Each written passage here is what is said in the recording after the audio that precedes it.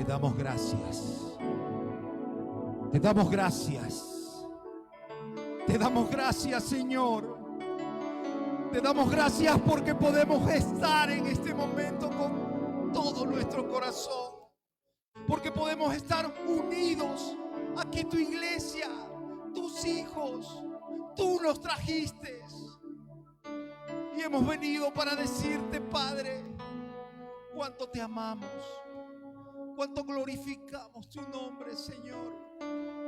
Y queremos decirte que sin ti no somos nada, que sin ti no queremos ser nada, y que sin tu presencia, Señor, no queremos ir a ningún lugar. Desde tu iglesia Canaán, desde Santa Cruz, Bolivia, a todas las naciones, nos unimos al mundo, unidos y unánimes para expresar que tú lo puedes todo. Amada iglesia del Señor, démosle un fuerte, pero fuerte aplauso para el Señor. Si esto es para el Señor, que se escuche, dáselo. Gracias. Todos sean bienvenidos. Gloria. Quiero invitar a todos los niños que pasen con las líderes al cultito de niños, a los prejuveniles. ¿Hay alguien que viene por primera vez a esta iglesia? No se siente. ¿Viene por primera vez? Levante la mano. Amén.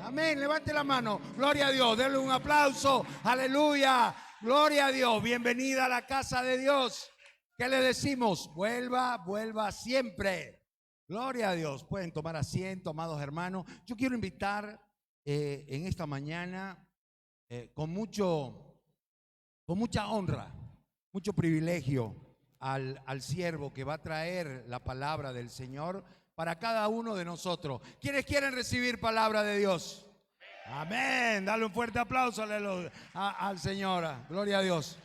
Quiero presentar a Sebastián Otero, siervo del Señor. Ustedes lo conocen. Nos va a traer una tremenda palabra que Dios ha preparado para nuestros corazones. Pero yo, antes de pasarle, quiero decirle a todas esas personas que han escrito, que han estado en contacto conmigo, que han estado pidiendo oración a los grupos de oración, quiero decirle que Dios está haciendo sanidad en este momento en sus vidas. Amén. ¿Quiénes lo creen? Dale un aplauso al Señor. Aleluya. Gloria a Dios. Gracias, Sebastián.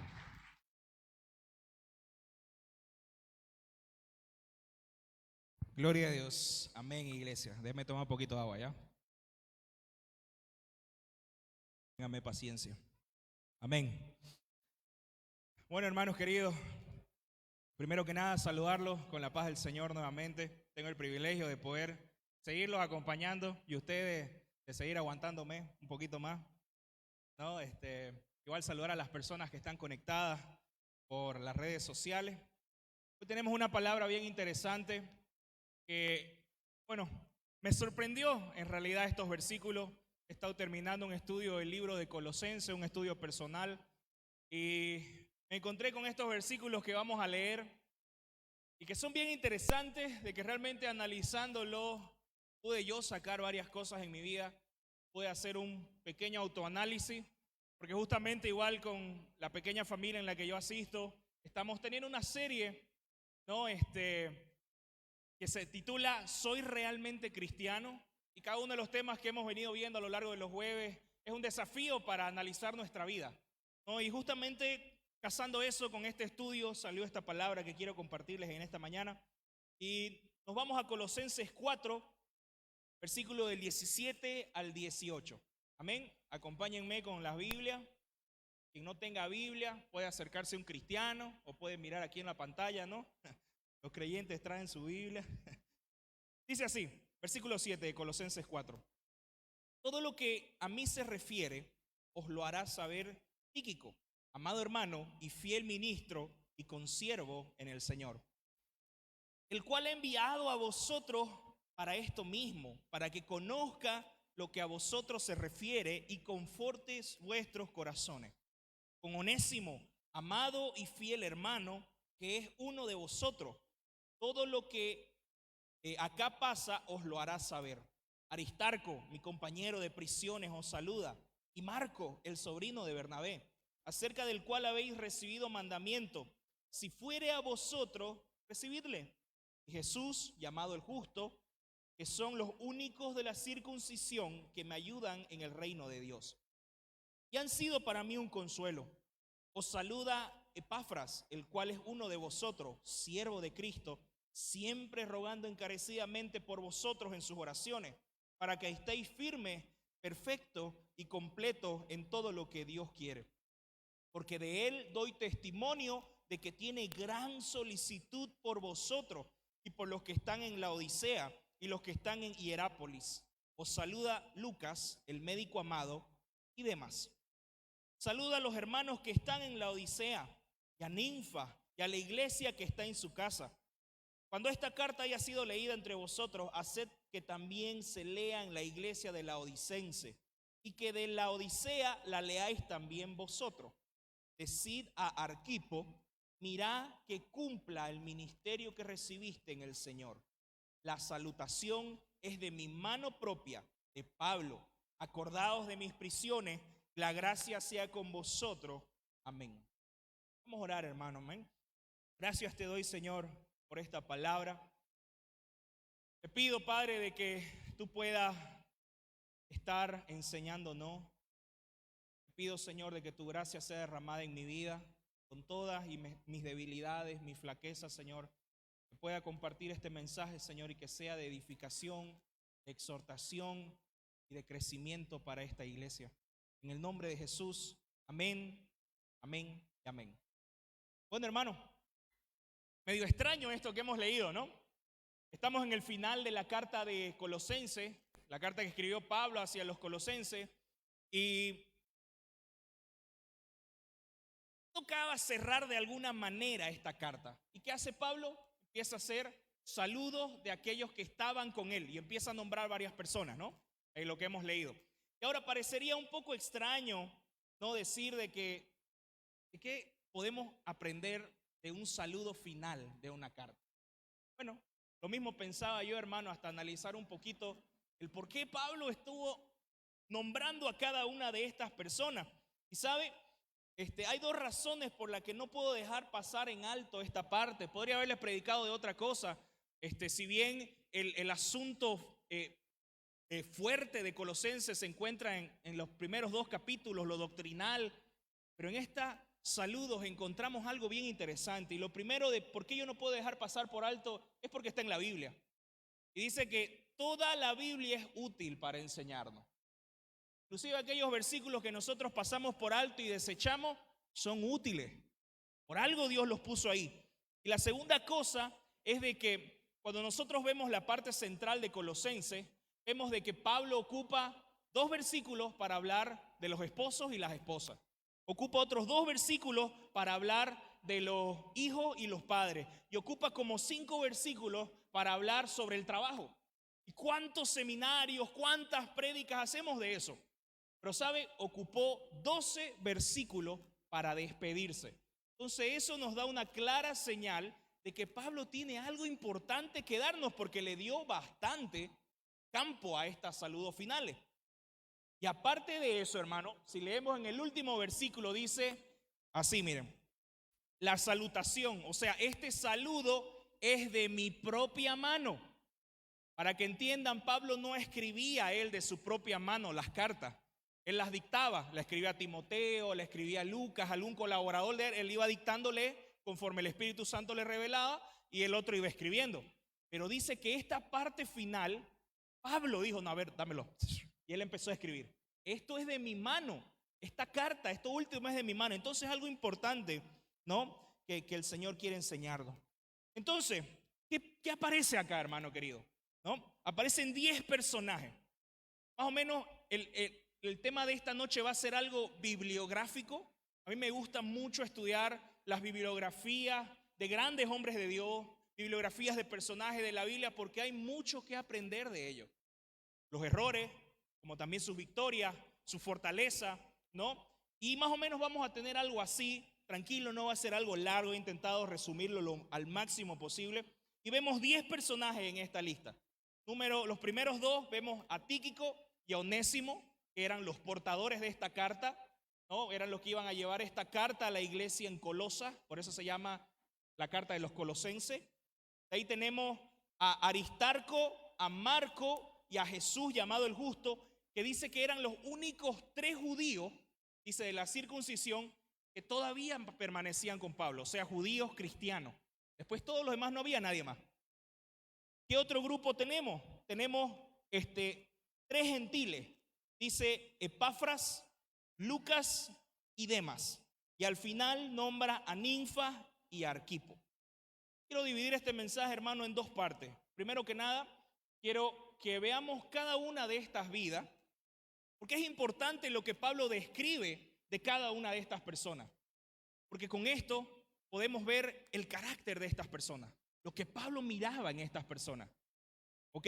Lo que Pablo estaba mirando, ¿no? Aunque sea muy corta esa descripción, nos muestra quiénes son ellos. Y con esto, y a medida que yo vaya explicando, quiero dejar una pregunta abierta para la iglesia. Y que usted vaya pensando conforme va escuchando, ¿con cuál de estas personas yo me identifico? Estoy más que seguro que se va a identificar con una, con 2, pero por lo menos con una usted se va a identificar. ¿Sí? O mejor se hace la pregunta como titula la prédica: ¿qué tipo de creyente eres? ¿Qué tipo de creyente eres? Amén. Entonces vamos con nuestra primera persona, con Tíquico. Tíquico, tenemos mucha información en la Biblia acerca de Tíquico. Capaz estas 10 personas usted muy poco las oyó nombrar, pero es importante analizarla. Dice el versículo 7 que leímos: todo lo que a mí se refiere os lo hará saber Tíquico, amado hermano, fiel ministro y consiervo del Señor. Bueno, Tíquico era de Asia Menor.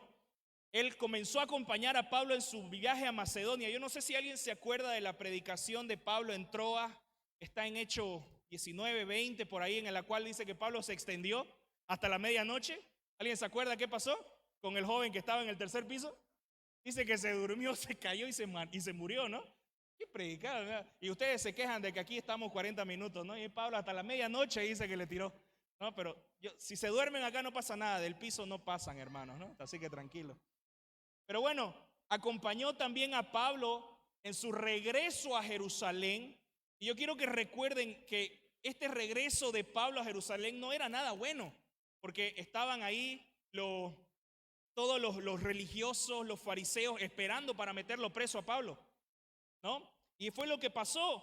Y dice que Tíquico, a pesar de que sabía de que ese era un viaje difícil, él no abandonó a Pablo. Él siguió con él, ¿no? Él acompañó, fue un discípulo a Pablo. ¿Y qué lo califica Pablo? Dice, amado hermano.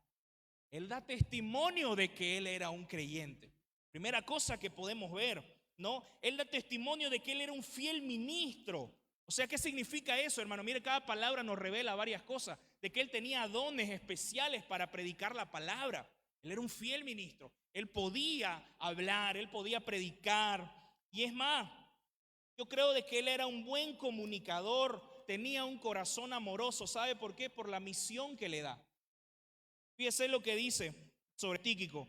Dice, el cual he enviado a vosotros para que conforte vuestros corazones. Entonces vemos que Tíquico tenía grandes dones, hermano. ¿Amén? ¿Me sigue, iglesia? ¿Sí? Tenía grandes dones, tenía grandes talentos, pero ¿sabe qué? Cuando uno mira la vida de Tíquico a lo largo de la Biblia, porque se menciona en varios lugares, vimos de que Tíquico, a pesar de que tenía muchos dones, hermano querido, puedo seguir nombrando todas las cosas que él podía hacer, él siempre estuvo en el banco de los suplentes. Pablo le decía, ok, llévame esta carta. Vemos en algunos lugares de que le dijo, por un tiempo andá a reemplazar a Timoteo en Éfeso, andá a reemplazar a Tito como pastor ahí, pero de ahí te volvés. Y siempre atrás de Pablo.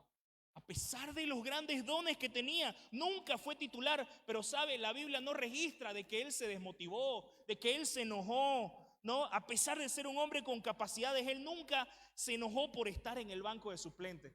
Vieron que los jugadores muchas veces siempre ha habido estas noticias, que están en el banco de suplentes porque tienen una disputa con el DT. ¿Y qué hace al final el jugador? O se cambia el DT o el jugador se va a otro equipo donde sí le den chance, ¿no? Pero Tíquico no era así. A pesar de las grandes capacidades, dice que él fue fiel a lo que le encomendaron. Era sujeto a Dios, dice, era un consiervo del Señor. Era humilde, sometido a la autoridad de Dios y sometido a la autoridad de Pablo. Amén. Primera persona, vamos con la segunda, con Onésimo. Yo no sé si alguien recuerda a Onésimo. Si usted leyó el libro de Filemón, usted se va a acordar de Onésimo. Dice que Onésimo huyó de Colosa porque él era esclavo. Él huyó de Colosas de su amo que se llamaba Filemón, ¿no? Y que justamente Filemón era uno de los anfitriones de la iglesia en Colosa. Y aquí Pablo le está diciendo de que, bueno, en realidad escribe la carta de Filemón como para que tenga un poquito de sentido de qué estoy hablando, para presentarlo ya no como un esclavo, sino como un hijo de Dios, recibirlo como un hijo. Y usted lee la carta de Filemón, se trata de eso. Dios hizo un cambio en esta vida. Ya no lo mires como esclavo, míralo como hijo de Dios, míralo como tu hermano. Entonces, él se convirtió. Y algo interesante que vemos acá, hermano querido, es de que Pablo envía a Onésimo a Colosa para arreglar la situación con Filemón. Entonces podemos ver aquí algo del carácter de Onésimo, porque cualquiera podría decir, no, está muy difícil eso, no, por ahí me mete, otra vez me hace esclavo, por ahí me hace problemas, no, yo no quiero enfrentar mi pasado, mejor sigo adelante.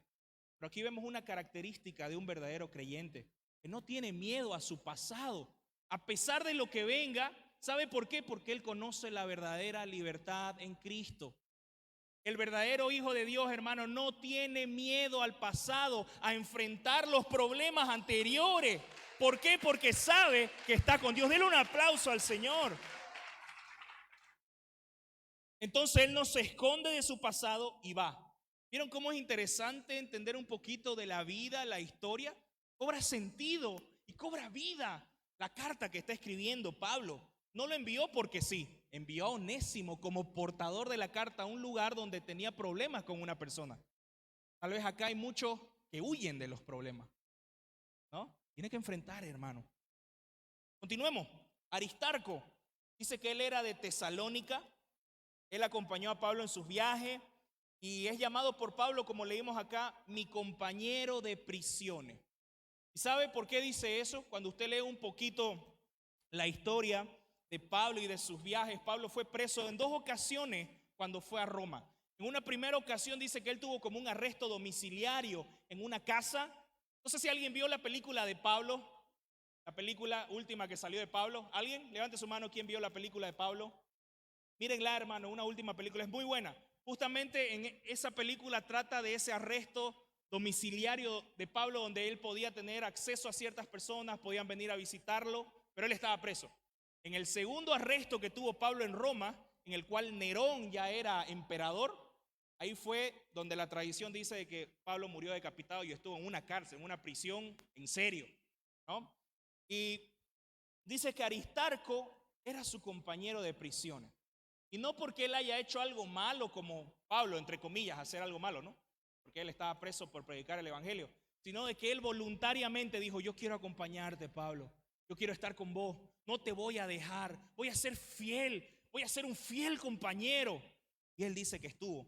Entonces podemos ver eso en el carácter de Aristarco, que él era un fiel compañero, de ánimo, de soporte a Pablo. Quiero que sigas pensando en esta pregunta, ¿te identificás con alguna de estas personas? Vamos con Juan Marco. Este es un poquito más complejo. Yo no sé si se acuerdan de Juan Marco, pero él era pariente de Bernabé, el compañero, el discipulador, ¿no?, de Pablo. Y en Hechos narra el primer viaje misionero de Pablo, que dice que cuando estaban viajando llegaron a un pueblo llamado Panfilia y dice que Juan Marco me dejó. Él escribe, en Hechos se relata, no recuerdo ahorita bien dónde, pero en su primer viaje misionero dice que Juan Marco desertó. Entonces cuando uno piensa en esta persona, ¿qué se le viene a la mente? Alguien traicionero, ¿no? alguien que no podés confiar, alguien que no podés dejarle algo, un ministerio, una confianza, porque en cualquier ratito te traiciona y te deja. ¿Saben qué?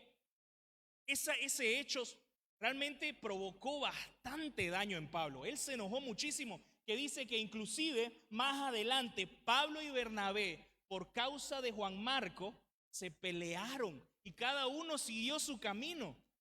Mire este tipo, interesante, ¿no? Entonces tenemos esa imagen, hermano, de él traicionero. Pero, ¿qué pasa acá? Aquí lo está nombrando como un colaborador, ¿no? Como alguien que está conmigo. Desde ese suceso, hermano, sabe, pasaron más o menos 12 años. 12 años. Y durante este tiempo, él se acercó al apóstol Pedro. Inclusive en otra parte, en la carta de, no me acuerdo si es primera o segunda de Pedro, él dice, este es mi hijo, hablando de Juan Marco. Entonces, ¿qué vemos acá?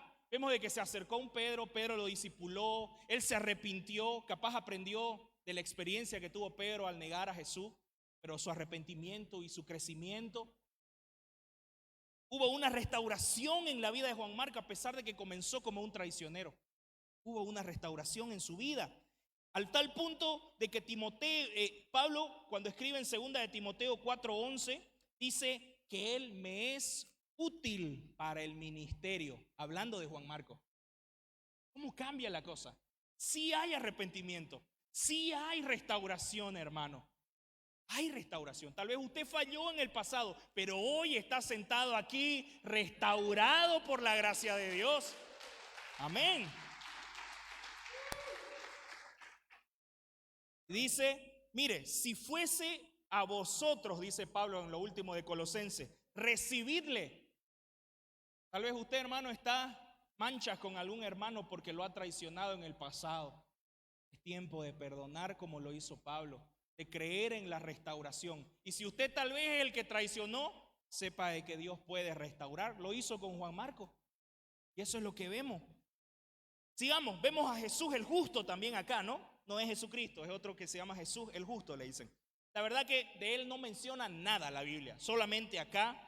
Y que dice que es único de los 3 judíos que quedaron al lado de Pablo, ¿no? Dice, los únicos de la circuncisión que me ayudan en el reino de Dios, que han sido para mí consuelo.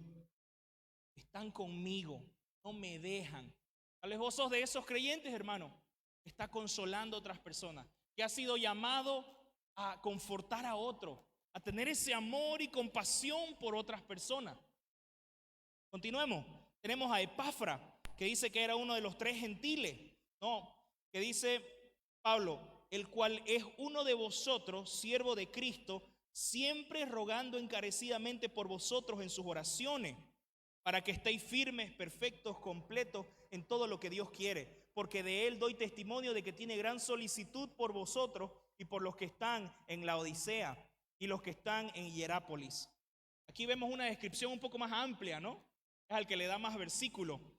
Y Epafras dice era un colosense, no era uno de ellos, y dice era el que le traía los reportes de Pablo de lo que estaba pasando en la iglesia de Colosa, ¿no?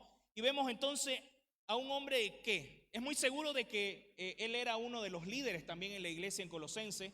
En otros lugares vemos de que él ayudó a plantar iglesias. Entonces estamos al lado de un hombre que era un plantador de iglesias, que enseñó el evangelio con fidelidad. En Colosenses 1:7 habla sobre eso, de que Epafras no era un fiel predicador del evangelio. Entonces vemos a un hombre que se preocupa por la vida de la iglesia. ¿Por qué? Porque dice que ora fervientemente.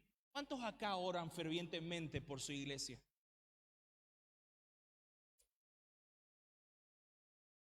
Entonces era un hombre, hermano, con un corazón pastoral, que ama la iglesia de Colosa, que dobla rodillas intensamente, dice así lo que leímos al comienzo, intensamente. Miren, dice Epafras, el cual es siervo de vosotros, siempre rogando encarecidamente rogaba por la iglesia. Yo no sé cuántos oran así por su iglesia. ¿Cuántos aman como Epafras a su iglesia, a sus hermanos? O tal vez una pequeña oración, ¿no? Señor, bendice Canaán. Punto, digamos, ¿no? Bueno, continuamos. Tenemos a Lucas, el médico. Aquí es el único lugar donde él menciona la profesión de Lucas. Lucas es el mismo que escribió el Evangelio de Lucas, ¿no? Es el que aparece en la película justamente de Pablo. También dicen de que, no dicen, Lucas escribió el libro de los Hechos, también Hechos de los Apóstoles. Entonces, vemos de que, como un dato bien interesante, Lucas es el único gentil, o sea, que no era judío, que escribió cartas en la Biblia, que están en la Biblia. Es el único. Acompañó a Pablo en varios de sus viajes. En su carta a Timoteo, Pablo dice de que era el único que se había quedado con él. Todo el mundo lo dejó, pero Lucas sigue conmigo. Y era el que se quedó hasta el final con Pablo. Ok, continuando, tenemos a Demas. Es el tercero de los gentiles. Saben, el mensaje no se dice nada de él. Solo dice Lucas, el médico amado, bla, bla, bla, y demás. Como, y demás. ¿Sabe por qué yo creo? Porque tal vez Pablo en ese entonces sabía más o menos lo que pasaba en el corazón de Demas.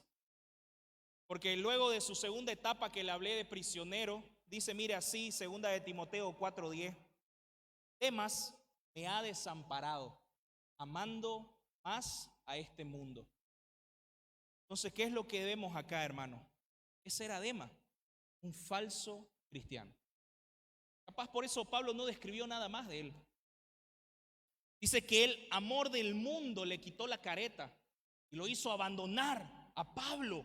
No, él dice que él sucumbió ante la seducción del mundo y por eso desamparó a Pablo y amó más al mundo. La Biblia no muestra como Juan Marcos, como Pedro, de que hubo un arrepentimiento, de que él volvió. No menciona, solamente dice me desamparó amando más al mundo y no menciona más además. Entonces podemos ver de que realmente él quedó en el mundo.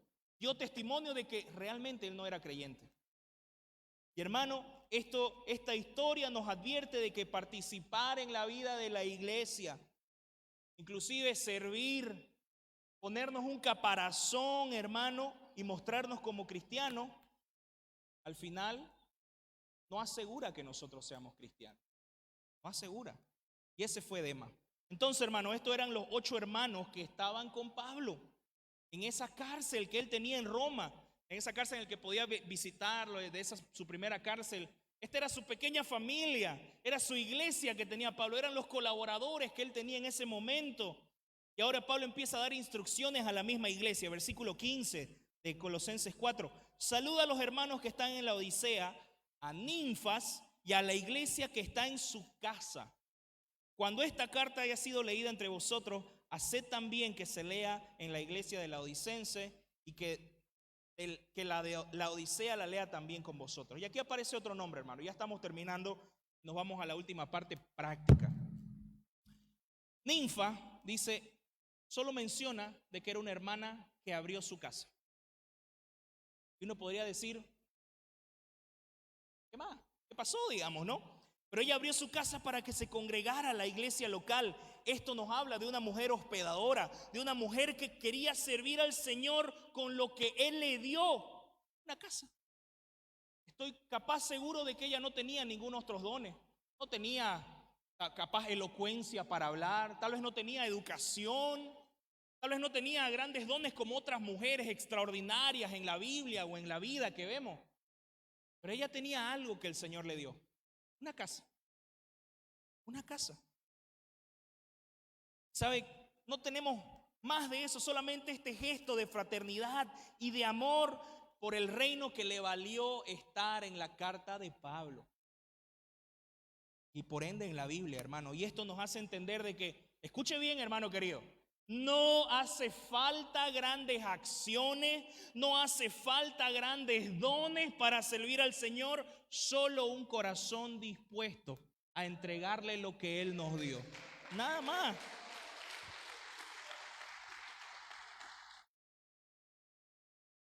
Puede ser con un talento, como la parábola de los talentos, o con 5, pero cada uno de nosotros puede servir al Señor. Deje de poner excusas, hermano. Como Ninfas no escondió su talento, dice, Tengo uno, Señor. Tengo mi casa. Aquí está. Úsela, Señor, para la predicación de su evangelio. Yo te pregunto, ¿qué tienes tú, hermano, en tus manos? Tal vez sí tenés grandes dones, tal vez no. Pero lo que tenés, ¿lo ponés al servicio del Señor? ¿O te lo escondés? ¿O está guardadito, enterrado, no? Y por último, el último tenemos a Arquipo, dice, versículo 17. Decid a Arquipo, mira que cumplas el ministerio que recibiste en el Señor. Pablo está exhortando a la iglesia de Colosa que anime a Arquipo. Que Arquipo era el pastor ahí, era un líder. Y muy seguro este líder estaba desanimado porque los problemas del ministerio, el atender a una iglesia, él seguro estaba desanimado, hermano. Le dice, debes ser fiel al llamado que recibiste. Y es muy posible, hermano, como dije, de que él estaba muy desanimado y insta a la iglesia de que sea aquella que lo impulsa. ¿Sabe qué? Al final de cuentas, hermano, hay que entender que los pastores son de carne y hueso. Cualquiera puede caer en desánimo, cansancio, descuido, pero ¿sabe qué? Para eso está la iglesia, para animar a su pastor, animar a sus líderes. Más, ¿sabe qué? Muchas veces nosotros como iglesia lo que hacemos más bien es bajonear a nuestros pastores, porque si predica feo, predica largo, no hizo, no me llamó, Pero ¿cuántos de ustedes le dan una llamada a su pastor?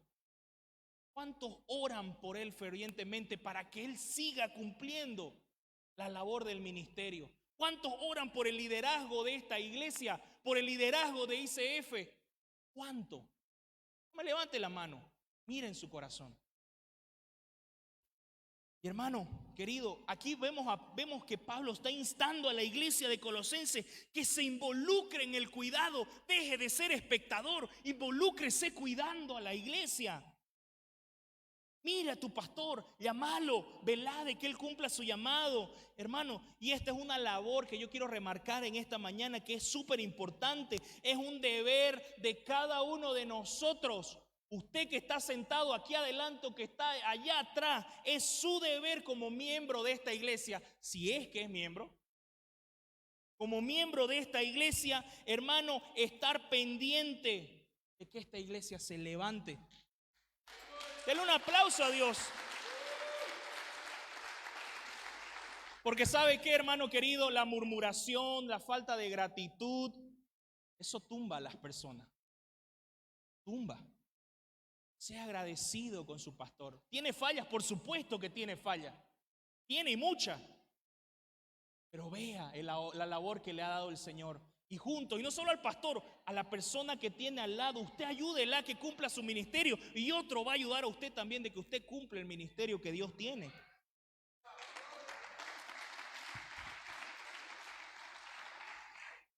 Bien, hermanos, vemos estos 10 personajes. Esto es lo largo en realidad. Aquí viene lo bueno. Prepárese, ajústese el cinturón. Yo te pregunto, hermano, ¿pudiste identificarte con alguno de ellos? ¿Has podido responder a la pregunta, qué tipo de cristiano eres? Mirando estas vidas que muestran lo que es un verdadero cristiano o lo que no es un verdadero cristiano. ¿Sabe? Entrando en nuestra segunda parte, podemos llegar a una conclusión, hermano. Escuche bien, que esto es el meollo de esta predicación. El ministerio del evangelio, hermano, no es una labor solitaria. No es.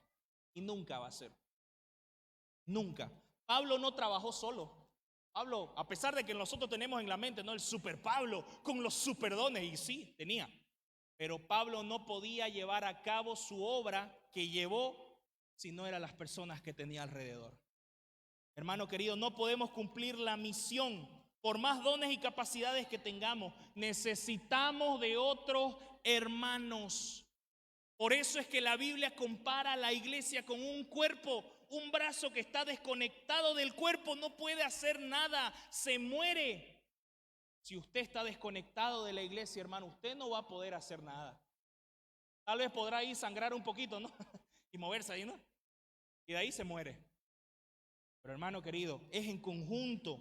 No existen los superpastores, eso solo existe en las películas, hermano, los superhéroes. No existen los superhombres. Hermano, la labor pastoral es una labor en conjunto de toda la iglesia. El cuidar unos de los otros, amarnos a los otros es una labor en conjunto. ¿Sabe? Anoche escuchaba decir a un hermano que estaba predicando de que nosotros sabemos que la visión que tengamos de nuestra vida, ¿no? Muchas veces nosotros oramos, Señor, ¿cuál es la misión, la visión? ¿Cuál es el ministerio que tengo? Sabemos que viene de Dios cuando esa misión nos conecta con la iglesia. Si tu misión y tu visión de vida de hacer reino de Dios está a irte solito por ahí, hermano, estás equivocado. Es muy bonito, muy bueno, pero no es de Dios. Si tu misión no te conecta con la iglesia, hermano, eso no es de Dios. Y tiene muchas razones, este hermano. Necesitamos ayudarnos mutuamente para cumplir la labor que Dios te encomendó, hermano. ¿Cuántos quieren servir al reino de Dios? Yo quiero servir. Dale un aplauso al Señor. Queremos servir, tenemos esas ganas, amén. Pero vos necesitas de tu hermano para cumplir eso. Muchas veces, hermano, ¿sabes qué? Por tu orgullo, por tu falta de perdón, por no hablar, por tal vez mirar con la punta de tu ojo a algún hermano, te estás privando de que ese es el canal que Dios quiere darte para llevar a cabo tu ministerio. Por eso, hermano, es que el Señor nos dice, perdonen, restablezcan las relaciones. ¿Cuántas veces? 70 veces 7 en un solo día, o sea, todo el tiempo. Hermano querido, el Señor ha repartido dones, capacidades, conocimientos, habilidades diferentes a los miembros de la iglesia, para que todos usemos eso para la gloria del Señor. Y eso yo puedo decir es el centro de este mensaje. Dios te ha dado dones diferentes, no es igual al de tu hermano. Cada uno, hermano querido, tiene diferente vida, educación. Tal vez vos tenés un gran sueldo. O tal vez apenas, hermano, recibís el sueldo básico. Tal vez tenés una maestría. O tal vez ni siquiera terminaste el colegio. Pero ¿sabe qué, hermano? Nada de eso importa porque Dios te necesita a cada uno de nosotros. Hermano, para eso murió Cristo. Para derribar las diferencias. Para que vos te podás agarrar de tu hermano y decir, vamos juntos. A pesar de las diferencias. Hermano querido, ¿qué tipo de cristiano eres? Te pregunto, ya para terminar. En la lista de Pablo podemos ver muchas clases de personas, un esclavo, una persona profesional, a Lucas, pero todos necesarios para aportar. Yo quiero que me ayude el ministerio, ya para terminar.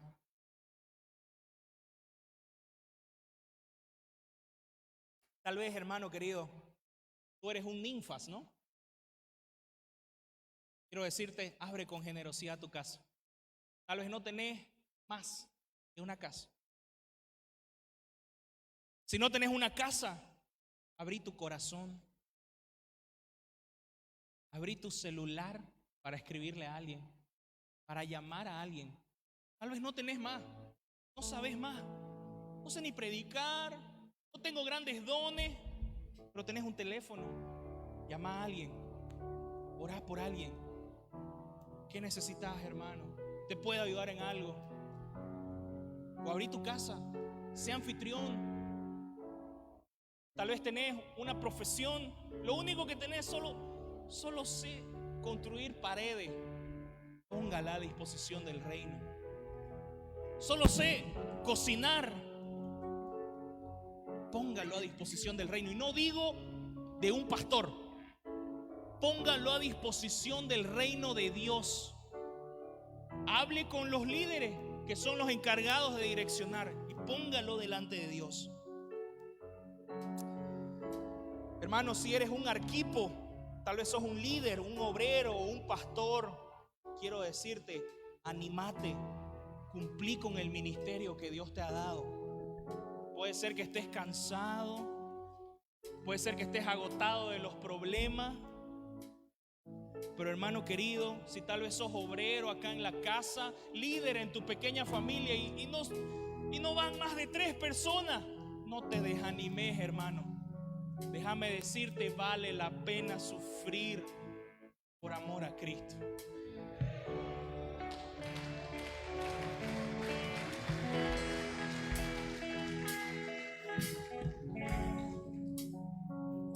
Si eres un Epafra, ora ardientemente por tu iglesia.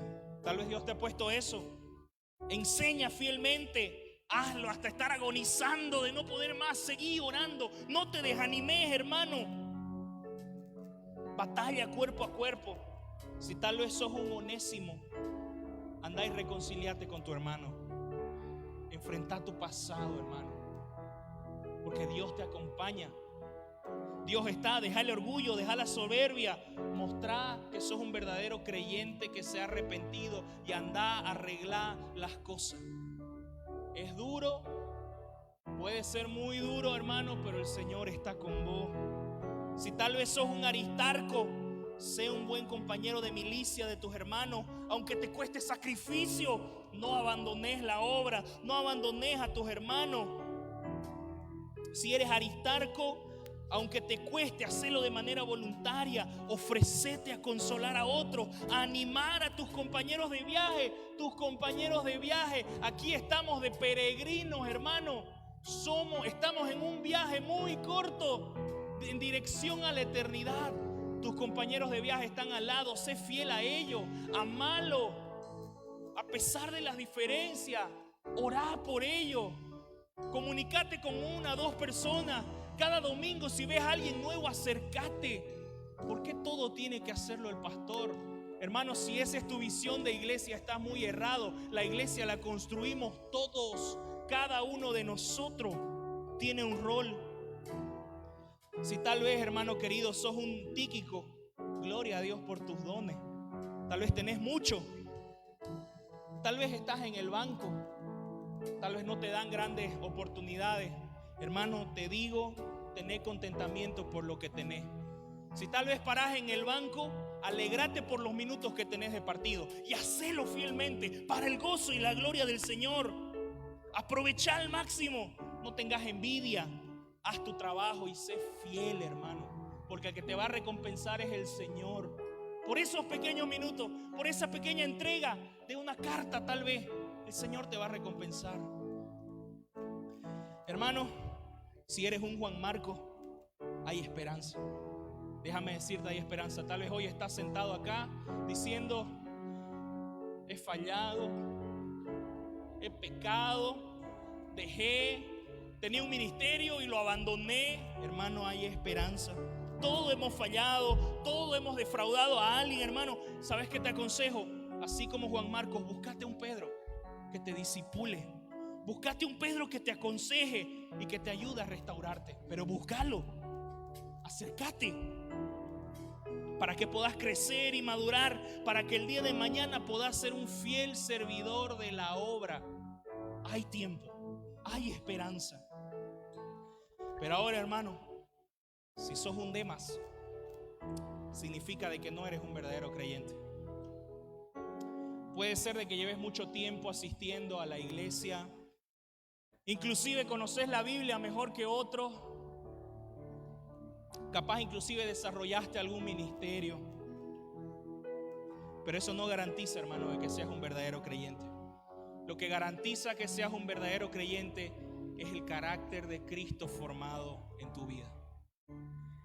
Muchas veces nosotros, iglesia, confundimos fruto. Muestren fruto. ¿Cuánto hago, no? Hago esto. Esos no son los frutos que hablan. El fruto es el fruto del Espíritu. Eso es el fruto que se muestra cuando vos realmente sos creyente. Amor, gozo, paz, paciencia, benignidad, perdón, reconciliación, pacificador. ¿Estás demostrando eso? Al Señor no le interesa si podés hacer mucho, porque, hermano, Él puede usar un burro para hacer su obra. A lo que Él le interesa es que mostres el carácter de Cristo, aunque sea un poquito, de a poco, pero cada día va mostrando un poco más odiando al pecado, un poco más amando su palabra. Esos son frutos dignos de arrepentimiento. O tal vez, amigo querido, es la primera vez que asistís a una iglesia, o estás sin Cristo en este momento. La situación es la misma, si sos un Demas o sos alguien nuevo. Tenés el mismo problema, estás separado de Dios. Y te tengo esta mala noticia, y es una muy mala noticia, hermano, porque sus consecuencias son eternas. Así que Demas, si te has identificado con un Demas, déjame decirte que estás sin Cristo. Y que un día, por más que vengas a la iglesia, des tu ofrenda, vayas a la pequeña familia, pero si no sos un verdadero creyente, un día te vas a enfrentar a Dios.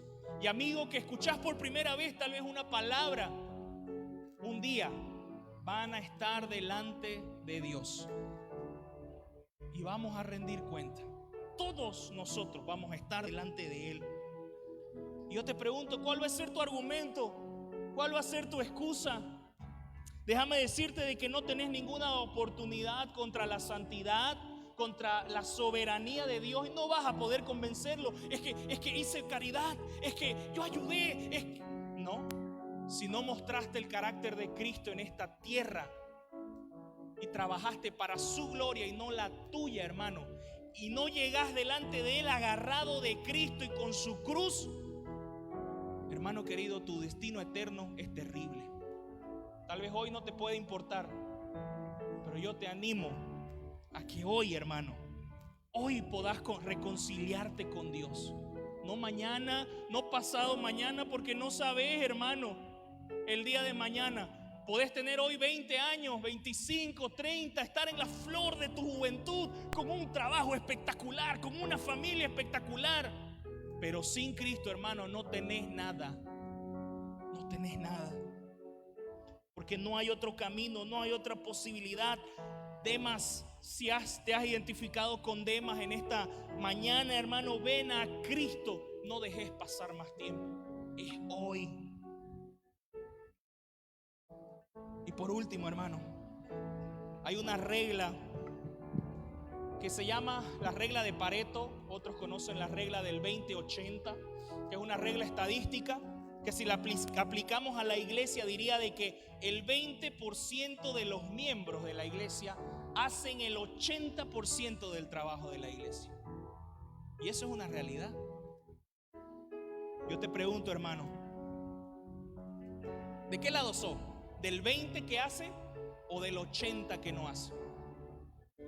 Tal vez hoy en día, hermano, vos estás con esa mentalidad de iglesia como un supermercado, ¿no? ¿Qué tiene la iglesia para darme? A ver, voy a ir a encontrar las ofertas. Ay, qué fea la prédica. Ay, qué fea la alabanza. Ay, desentonó. Ay, qué feo el sonido. No me dieron lo que yo quería. No, me voy a otro supermercado a comprar porque es más barato, porque no me exigen, porque no me llaman, hermano. Si esa es tu idea de iglesia, cuidado, cuidado si seas cristiano, porque el creyente entiende de que él es parte de la iglesia. No viene aquí a entretenerse, a ver qué le ofrecen, a ver qué le dan. Él viene a servir a su Señor y a servir a otro hasta que Cristo venga. Dejemos, hermano, de ser consumistas de la religión y empiece a ser un hacedor. Empiece a predicar, empiece a compartir el evangelio, hermano querido. Si Dios le ha dado la oportunidad de tener un trabajo, úselo para la gloria del Señor. Si usted tiene mucho dinero, hermano, úselo para la gloria del Señor. Si usted no tiene nada, pero tiene sus manos, úselas para el Señor. Úselas para discipular a otro. Deje el pecado a un lado. Deje. No vale la pena, hermano, gastar esta vida sirviendo al pecado. Sirva a Dios.